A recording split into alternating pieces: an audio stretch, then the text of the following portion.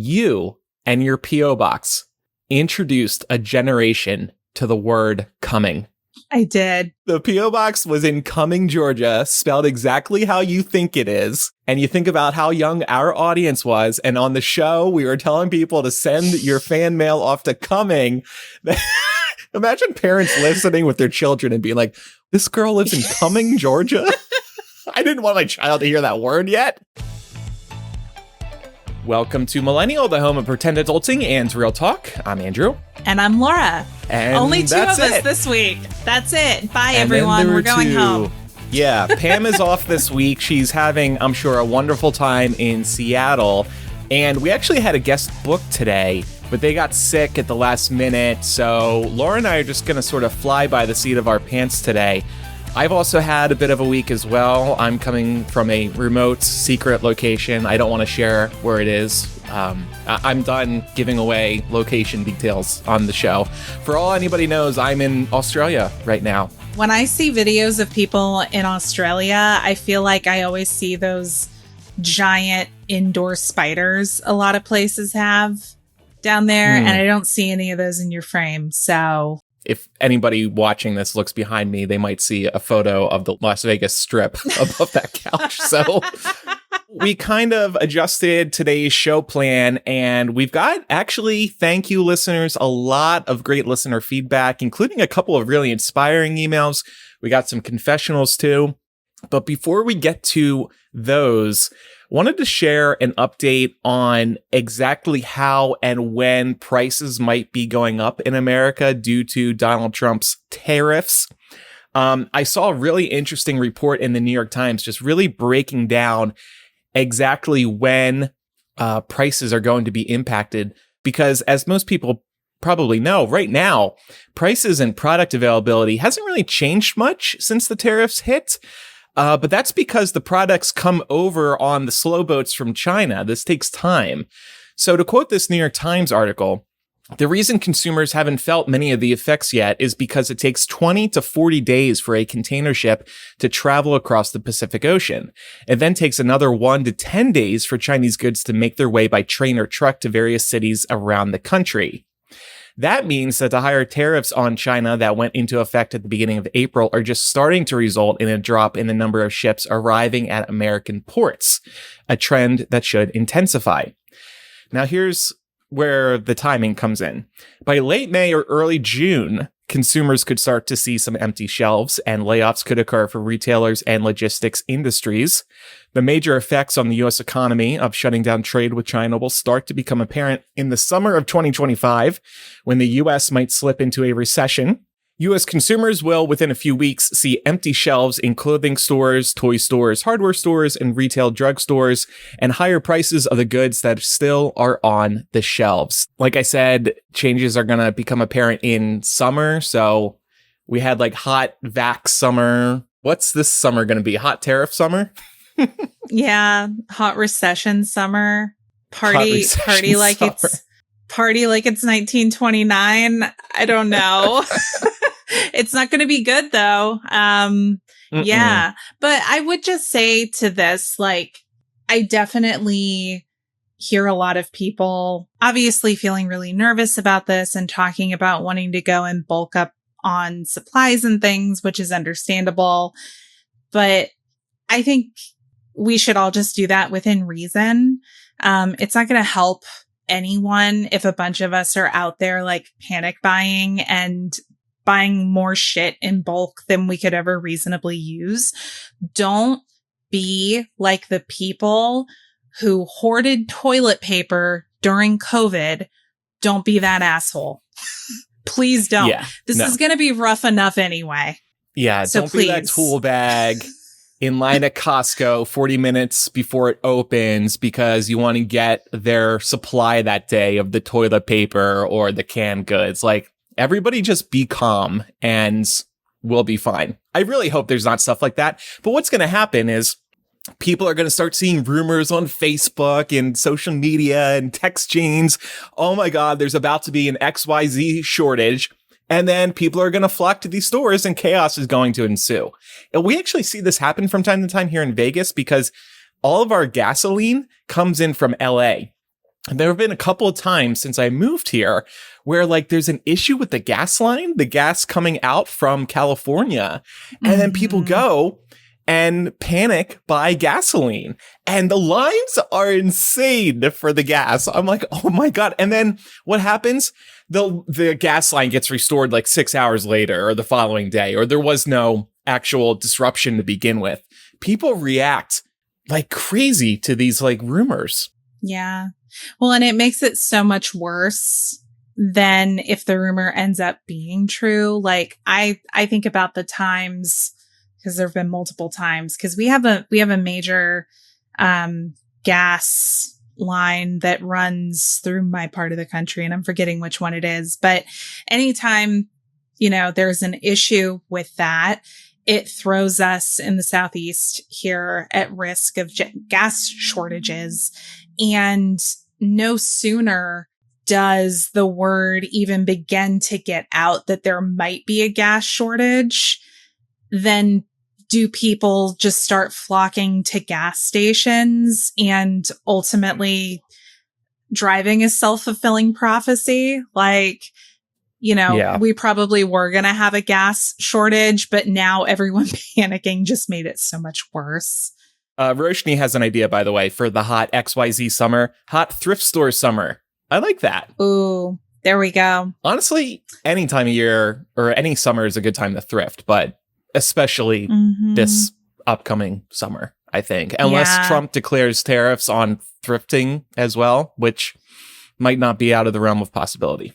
Who knows? I think people are going to go back to like making sourdough starters this summer because nobody's going to be able to do anything. We're all going to be stuck at home because no one can go anywhere. We can't afford anything. Well, why don't we get to some listener feedback, and we can start with some confessionals. And do I read this one or do you? And I just want to make it clear that Laura picked this confessional, and it was also nice that she picked it to begin with. Yeah, so I wanted to pick this. Also, it just so happened that this was the oldest piece of feedback in our inbox that we hadn't gotten to yet. So that is also why it's first. It's very convenient. But on it, like you've had a day. So I thought that I have had a day. You could use a little bit of encouragement and appreciation from our listeners. So this first confessional says, wasn't sure the best platform to send this to y'all. So why not as a confessional, but just wanted to shout out the professionalism Andrew brings to editing the podcasts. I have several pods in my weekly rotation that have the sloppiest cuts, awful volume balance, and even ads that run in the middle of people's sentences. It drives me fucking bonkers. All of them from podcasts that are either part of big studios, and you would imagine would have the budget to hire someone more adept at doing this. So thank you, Andrew, for your amazing work that you put into Millennial, Mugglecast, and all of the shows without the backing of a production company. I can agree. Thank you. Oh, I appreciate that. I say this all the time. You make us sound good. You really do. Thanks. Yeah, it does still shock me how bad some big name podcasts sound. Like Amy Poehler has a new show, and it's through the Ringer Network. And when it got started, I think it got a little better. I was listening to an episode earlier today, but the first few episodes with big name celebrities, Amy Poehler and Tina Fey, for example, it just sounded bad. I'm like, do you guys put any money or time into making these podcasts sound better? So thank you. I appreciate that. And by the way, I'm always looking out for new gigs. So if you have a show that sounds really bad and you think they can afford somebody to actually make their show sound better, reach out, let me know, and I'll try to reach out to them. And actually, a couple listeners over the years have reached out with suggestions, and I really appreciate that. And I've started working with a couple of these shows, which is amazing. So let me know. That's really Maybe cool. I can fix them. So like when that happens, you just reach out to these podcasts and say, hey, your show kind of sounds like shit. Look at my portfolio. With peace and love, look at my portfolio and look at how I can unshitify your audio. Please hire me. Yeah, so I try to be nicer about it. But yeah, I basically say that. And most of the time I don't hear anything from them. But a couple of times I have. And sometimes I pester them and they still don't get back to me, which is fine. But yeah, I try to reach out to them. That's really It's one of those cool. good life lessons, though. You know, it's like you never know where life can take you. So you just shoot your shot and see what happens. Yeah, totally. All right. Well, next confessional. Hi, pals. Am I the asshole? I'm wondering if you could help me out. For context, I moved halfway across the country for college about 12 years ago and stayed in the city after graduation. My husband is from this state and his family is 45 minutes away. We see them around once a month. I see my family 2 to 3 times a year. They come visit, and I make the 24-hour drive out every summer. My sister lives 4 hours away. My husband is going to a bachelor party over Easter weekend, so I wasn't planning on doing anything. His family invited me to celebrate with them, and I didn't really feel like I could say no. Then I found out that my sister lost her job in federal cuts, and my parents are going out to visit/help with the house projects over Easter weekend. Well, I guess our help might be coming a little late, but and they invited me to join. I told my husband's family that I wasn't going to make it for Easter as I wanted to take the opportunity to see my family. This was my mother-in-law's response. That will be good for you and your family, but we will miss you. And what will we do with all the ham? And the Easter bunny delivered baskets here, thinking you and husband will be here. Husband's sister may need to make a delivery to your house. Have a good week. Am I the asshole? They care a lot about us, and I really do appreciate their support, but they often make us feel guilty about not seeing them more. From my perspective, we see them so much more compared to how often I see my family, so it's hard to navigate. Yeah, I mean, this is passive aggressive for sure. Mm-hmm. But I don't know. I feel like if this is as far as it ever goes, like if it doesn't go beyond the point of the passive aggressive commentary masked as like oh, we'll miss you so much, I would just lean into it. Like, I'm all about that malicious compliance, baby. Just lean into it and be like, I know, I'm so bummed. I really wish I could be there. I'm sorry. And maybe gently remind them that you do visit somewhat regularly. Yeah. So I think when family members bring this type of thing up, and I see this with my own family too, they don't really consider how much of an effort it is to come and visit you, and maybe they should be pulling their weight a little bit more as well.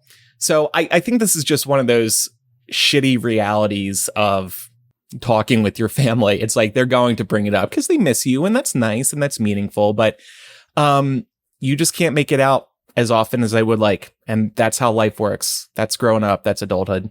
Yeah. And I also just want to point out here, like, this writer, they're specifically talking about their in-laws.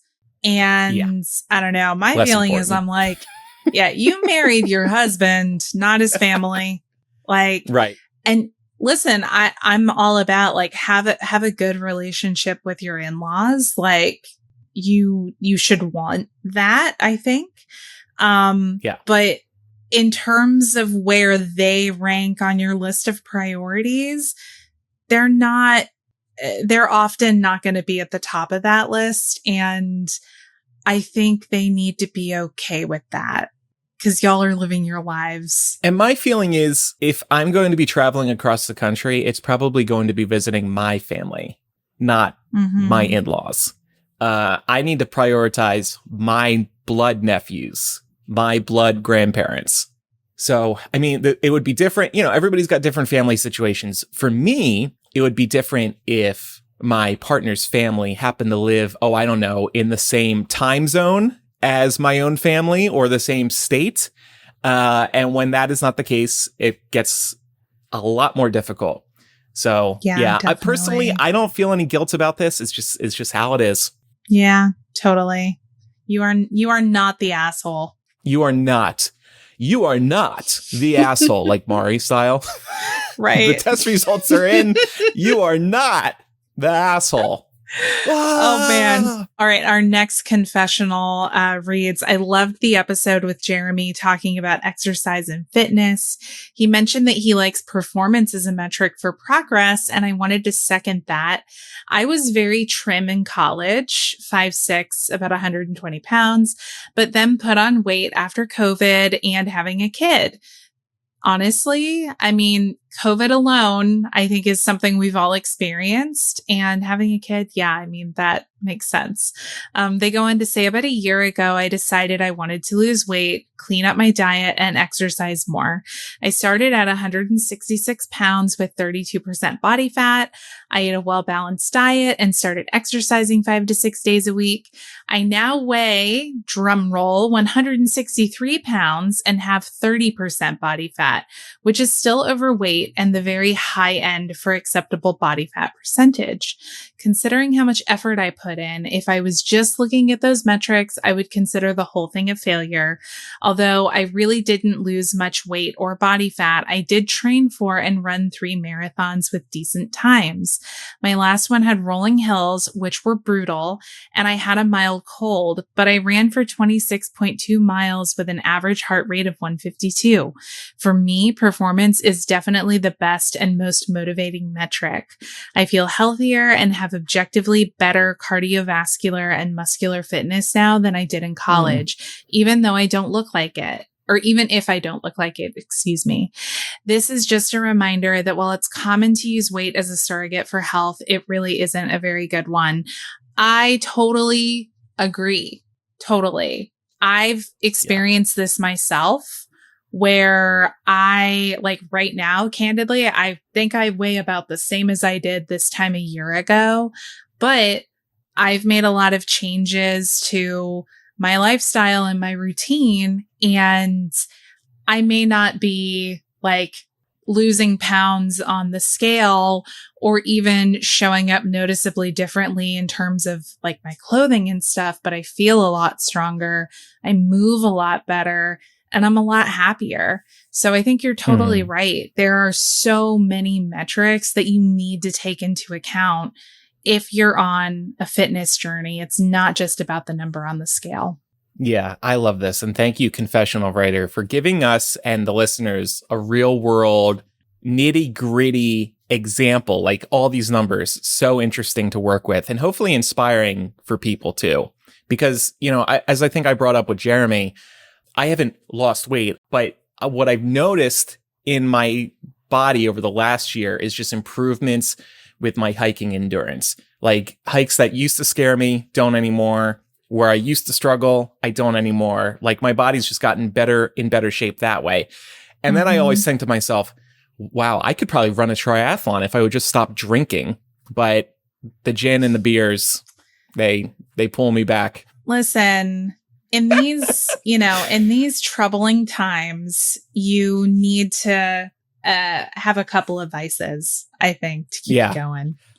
I don't think I've told you this, but me and my hiking bestie out here, when we do hikes, typically on Sundays, church Sundays, as we call them, we'll bring beers with us. And then halfway through, we'll enjoy the beer. So I think that has helped train my body too. It's like I'm drinking beer and continuing a hike. Probably not too good on the heart, but fuck it.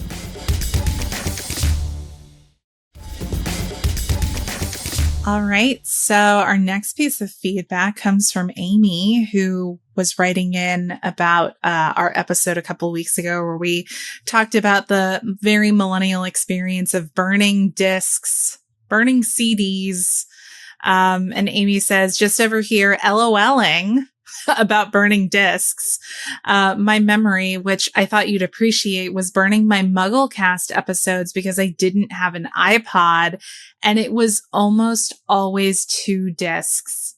So our episodes were so long that Amy had to use 2 discs to burn. That does ring a bell because, oh man, if this was like a Jeopardy question, I would probably be able to crush this. I seem to remember the limit for a blank CD was 70 minutes, which would something make like sense because MuggleCast episodes would easily go past 70 minutes. So that explains. But then how would you burn it across 2 CDs? Would your burning software do that for you? That's pretty cool if that's the case.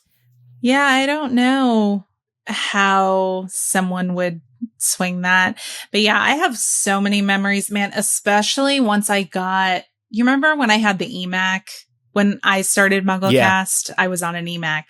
And when I had gotten that was the first computer I ever had that I could burn discs on. So man, I was burning discs left and right for no particular reason. Like, I didn't need to. It was just fun.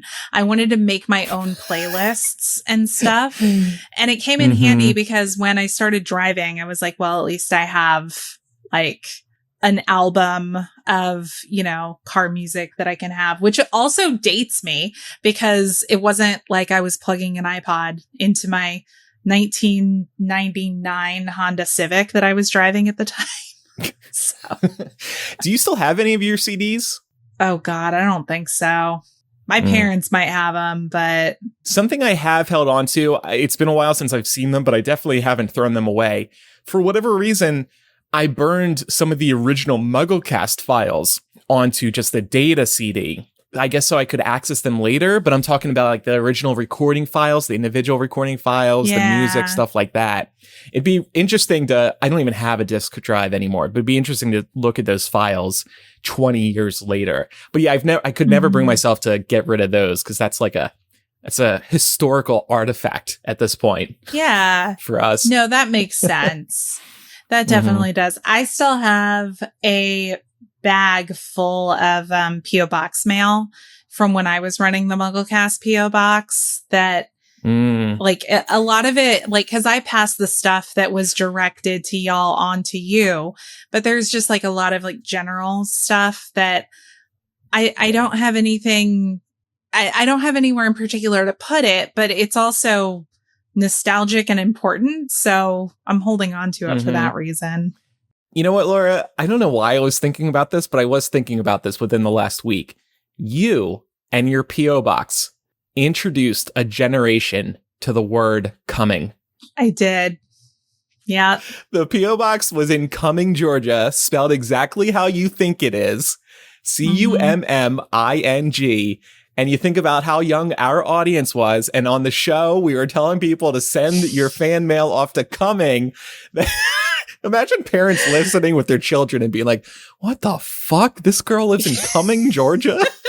I didn't want my child to hear that word yet. Listen. Well done, Laura. Yeah. I don't even know that I did it on that account. You know why I did do it? I did it because Ben had been running the P.O. Box and he sucked at it. So as soon as the P.O. Box in Kansas lapsed, I was like, I'm doing it incoming. Do you remember, actually, now that we're on this topic, do you remember the time you called me when I was working at Target because I was the store operator? Oh my, did we do that on air? I don't know if it was on air, but so basically I used to answer the phones at Target, and my spiel when I would pick up the phone, it had to go like this. It was very dumb. It was, thank you for calling your Coming Super Target. This is Laura. Can I help you find something? And I do that. And I hear that laugh, that exact laugh. And then click. I was motherfucker. I'm not going to do this, but it'd be funny if I called them right now and be like, hey, is Laura working tonight? Do you think that Target still exists? Oh, yeah. It's still there. It's, okay. Are they open right now? I mean, I'm sure they are. Oh. It's the one on Marketplace Boulevard incoming. Should I call them or would you be mad? No, I don't give a shit. I don't work there. Thank you for calling the Coming Super Target store. For hours and location information. It's still a Super Target. To reach a specific department, press 2. Dang. So they don't have a person answering this anymore. Press 3. Oh. To speak to someone in optical, press 4. I don't want to fuck with the optical people. No. Oh, man. Laura, you've been replaced by the robots. I know. AI took my job. No, that's funny because I was the keeper of the keys, literally to our phone network, but also to our fitting rooms because that's what the store operator at Target did at the time. I had to man the fitting room and hand out fitting room numbers and answer the phones and fold clothes. That's emblematic of the American job, working multiple jobs. Mm-hmm. Anyway, this next email comes from Summer.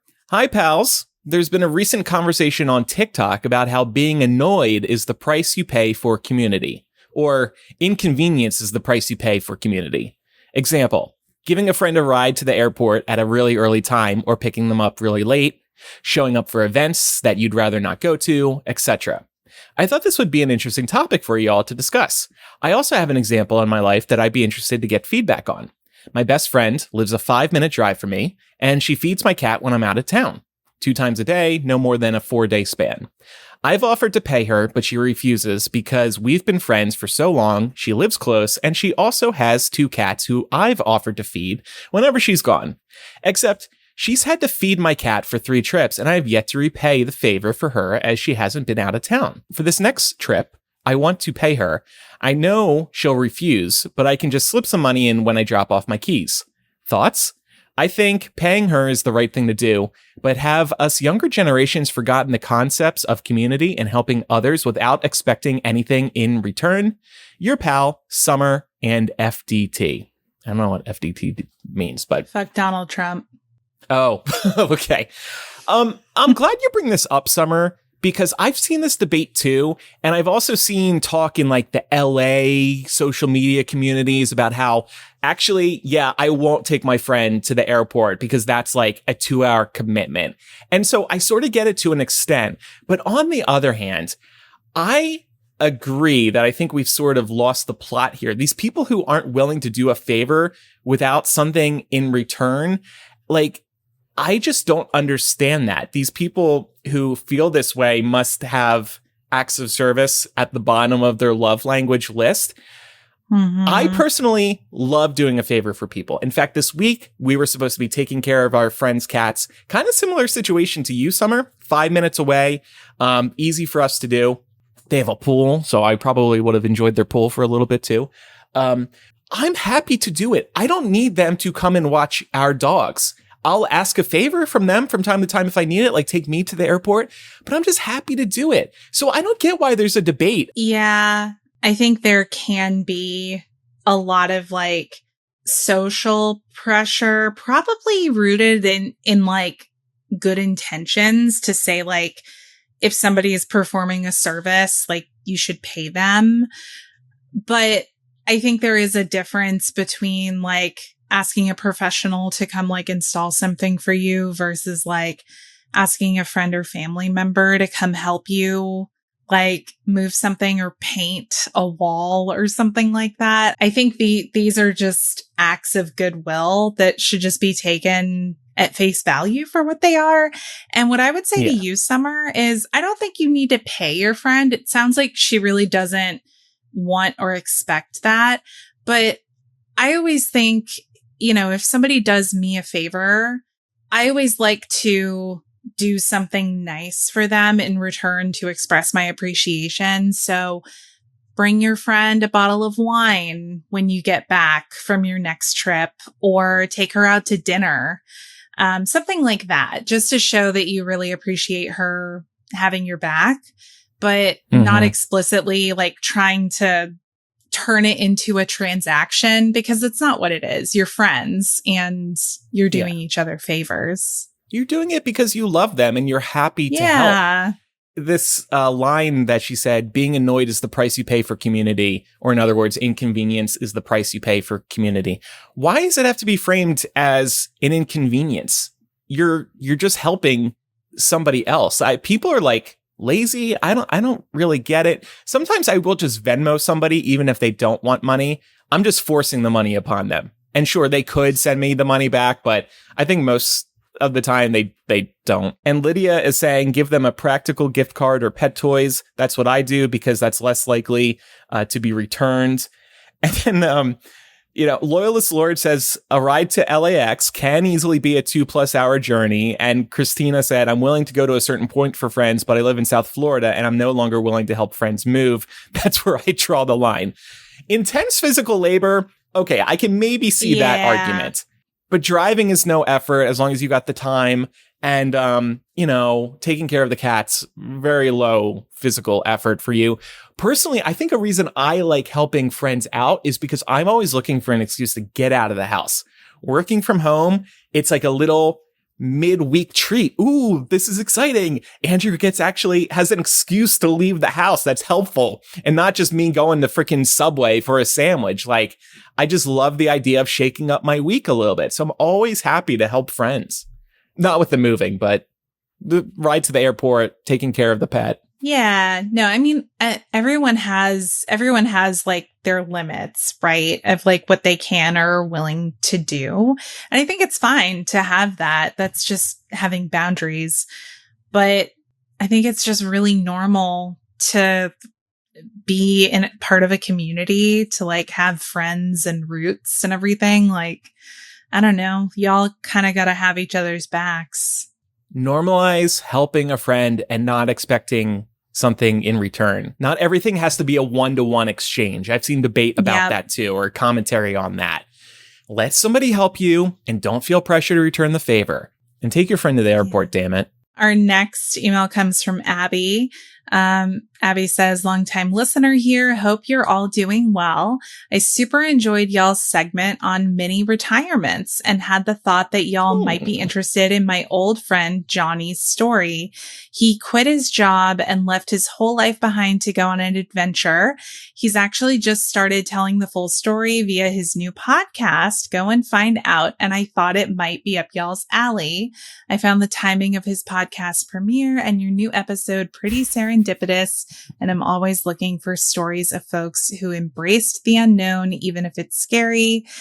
So I felt pretty inspired listening to my pod feed this last week. That's really cool.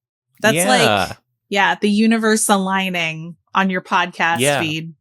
That is so brave. Like, I gotta say, there are definitely times where I do fantasize about the idea of just like saying fuck it about everything and just going off to travel, or like really, diving into like my own kind of like freelancing and podcasting type work.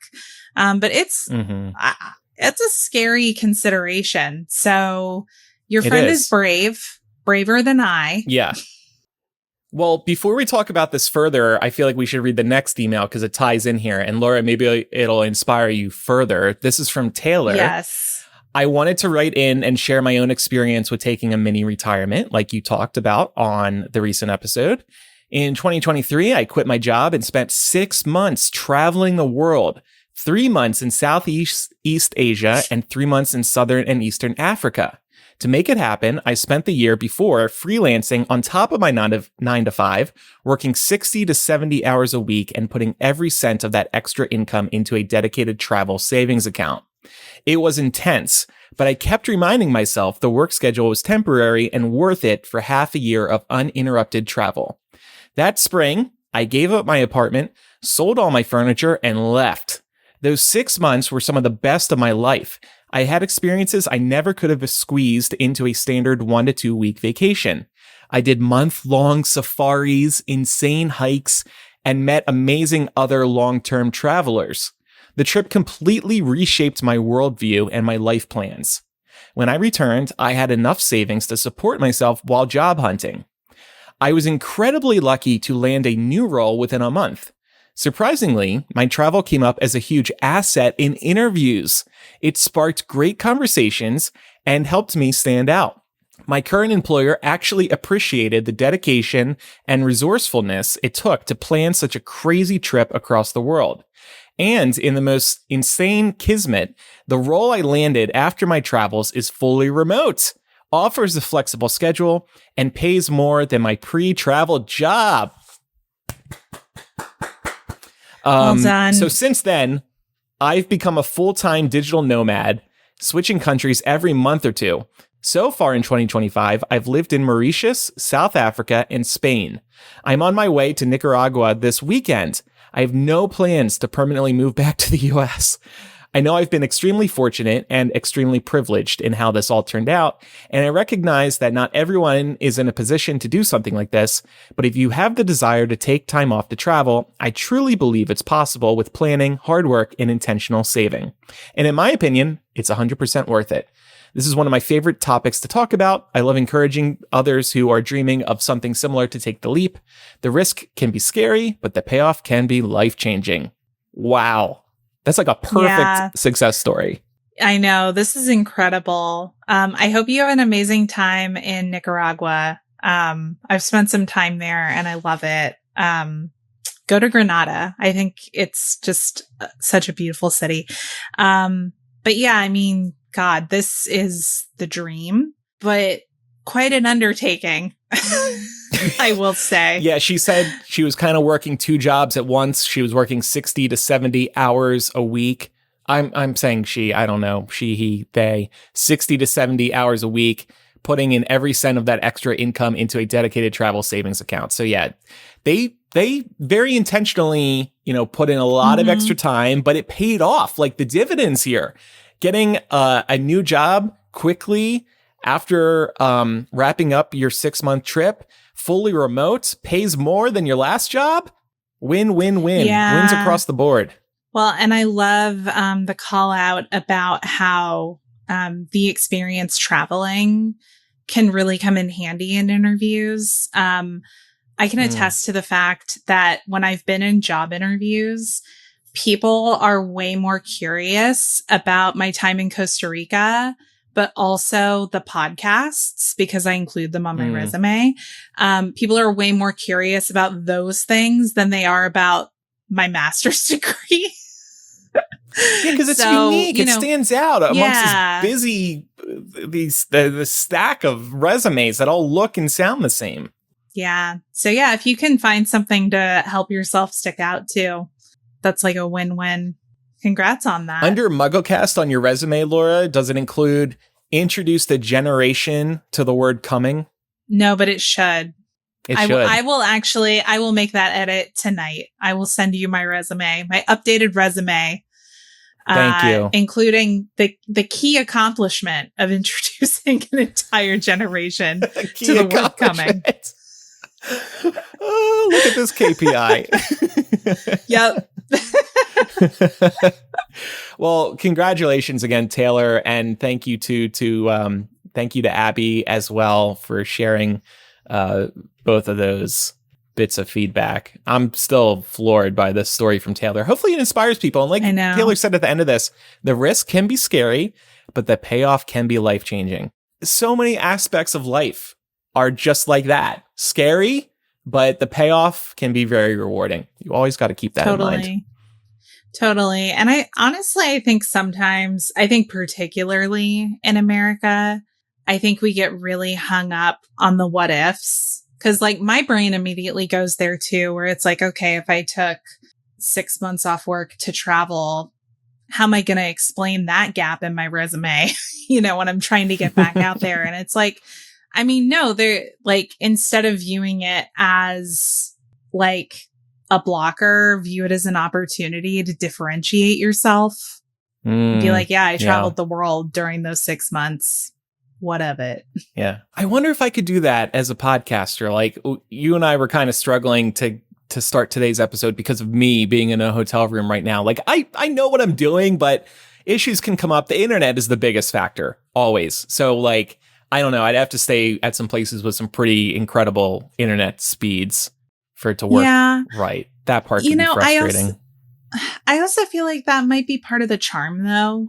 Like if part of the format of your show is that, Andrew he is a digital nomad. He's always somewhere different when he's recording episodes.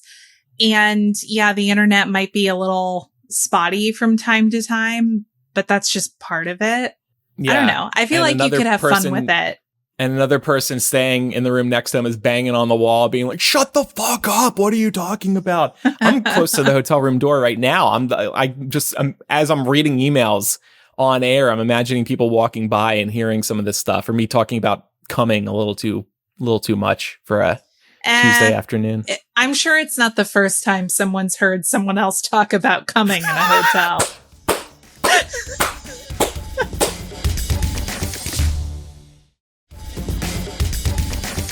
Well, that was a lot of fun discussing these emails from listeners. Thanks, everybody.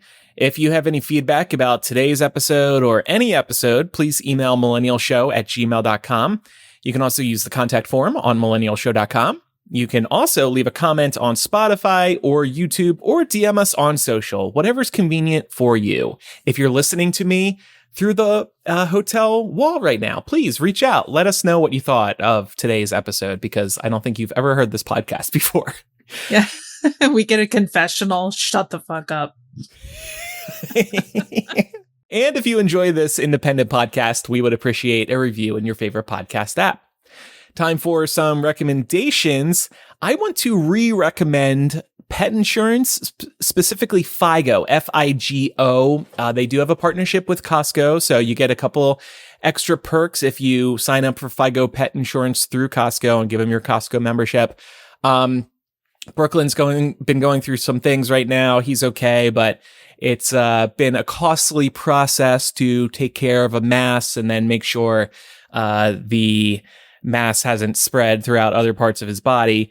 I don't want to say cancer. I'm just saying mass. So, this stuff obviously is costly, and Figo pet insurance has been helpful. I might retract this recommendation over the next couple weeks. We'll see, depending on how much they cover. But just broadly, pet insurance, I've heard time and time again, is very much worth it. It is helpful. So consider pet insurance, especially if you have an older dog. Definitely. And what I want to recommend is definitely way less helpful than your recommendation, Andrew. I want to recommend the latest season of Black Mirror, because if you don't have enough existential dread by, looking around at all of this shit, why not check out Black Mirror? The latest season is really great, deeply fucked up. And, the first episode at the very least, I think will resonate with everyone. Because we all know how annoying ads are. And that's all I'll say on that. We should insert some ads right now just to troll everybody. Mid-word, like that one confessional writer said happens on other podcasts. Coming up in After Dark this week, we weren't intending, again, for this to be an all listener feedback episode, but coming up in After Dark this week, we actually do have more listener feedback. We asked for listeners to ask us questions based on our recent Muggle Sock and family discussions that we've been sharing behind the paywall. So people have responded with some great questions, and people are looking for some advice as well. So we will get to all of that in After Dark this week. We put a lot of good, juicy stuff behind the paywall because we have to know who's listening. So then we can panic if we see them sign up for Patreon and then delete all the content about them. So we are just our realest selves over on Patreon. Patreon.com/millennial is where you can pledge for as little as $5 a month. And we really appreciate everybody's support. We truly could not do this without you. And After Dark does start in a moment for patrons and Apple Podcast subscribers. Thanks everybody for listening. I'm Andrew. And I'm Laura. Bye everyone. Bye y'all.